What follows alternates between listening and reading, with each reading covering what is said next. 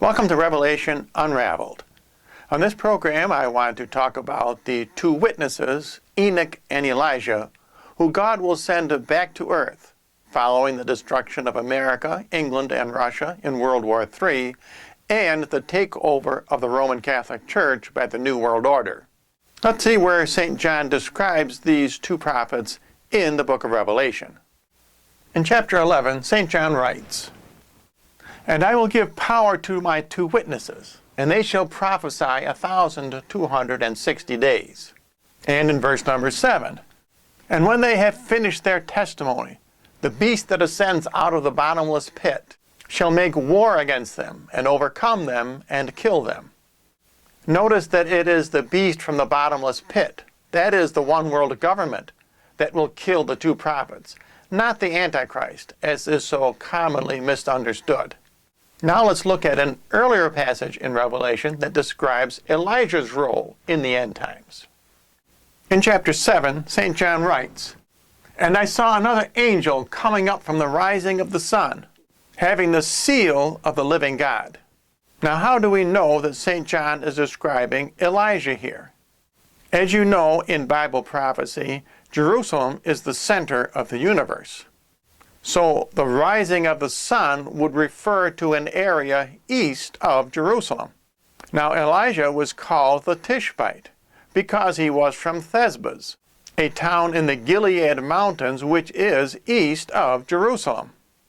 Therefore St. John is using this sun imagery to describe the prophet Elijah. Elijah's primary mission will be to convert the Jews. And now let's look where St. John describes the prophet Enoch. In chapter 10, St. John writes, "And I saw another mighty angel come down from heaven, clothed with a cloud, and a rainbow was on his head, and his face as the sun, and his feet as pillars of fire." Now once again, St. John is using sun imagery to describe the prophet Enoch. From Bible history, we know that Enoch was translated into heaven when he was 365 years of age. When this prophet's face is as the sun, St. John is referring to a solar year, which, as you know, has 365 days. So that is the connection. Enoch lived 365 years, and a solar calendar consists of 365 days. Once again, St. John uses sun imagery to reveal who this prophet is.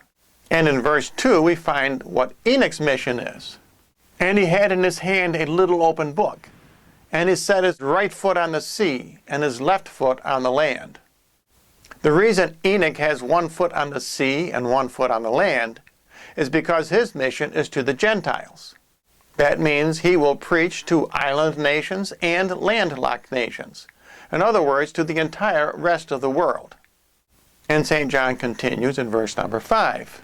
"And the angel which I saw standing on the sea and upon the earth lifted up his hand to heaven, and he swore by him who lives forever and ever, that time shall be no longer." Now here we find Enoch's second mission, and that is to give the timing of the end. And now let's look at where the two witnesses, Enoch and Elijah, are found in the book of Daniel. In chapter 12, Daniel writes, "Then I, Daniel, looked, and behold, two others stood, one on this side of the bank of the river, and the other on that side of the bank of the river." Now the one on this side of the bank of the river would be the prophet Elijah, because he is preaching in Jerusalem, in other words, on the near bank. The prophet on the far bank of the river would be the prophet Enoch, because he is preaching to the far-off Gentile nations. And now Daniel asks a question of Enoch. "And I said to the man clothed with linen, who was upon the waters of the river, How long shall it be to the end of these wonders?" Notice here the prophet is now standing on the waters, whereas in the previous verse he was standing on the bank.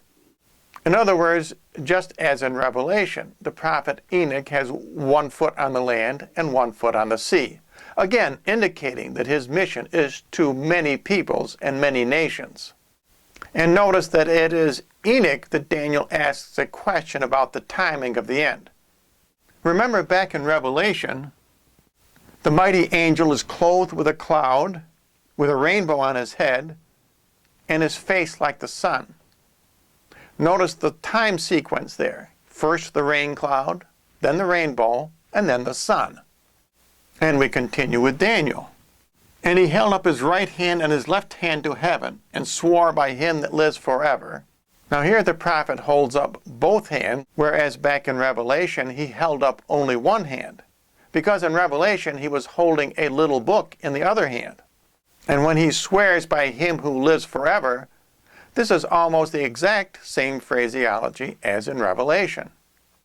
And Enoch says that it will be a time, times, and half a time. And when the scattering of the holy people will be accomplished, all these things shall be finished.